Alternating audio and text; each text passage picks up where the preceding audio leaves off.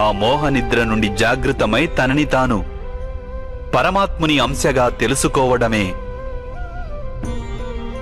ఆత్మ యొక్క కర్తవ్యం, ఉద్దేశ్యం. అదే జీవన కార్యం. కాని మాధవ, ఒకవేళ ప్రతి ఆత్మ పరమాత్మ అంశ అయితే మరి ఉన్నతి అధోగతి స్వయంగా పరమాత్మే చేస్తున్నాడా? బురదలో పడిన రత్నం ఏ విధంగా ప్రకాశించదో అదే విధంగా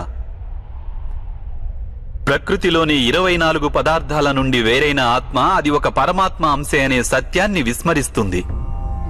ఆత్మలు ఎక్కువ శాతం తమ దేహాన్నే సర్వస్వంగా భావిస్తాయి.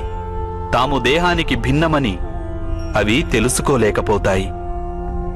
శరీరానికి కలిగే సుఖం, దుఃఖం, రుచి, వాసన ఇత్యాది అనుభవాలను అవి తమ అనుభవాలని భావిస్తుంటాయి.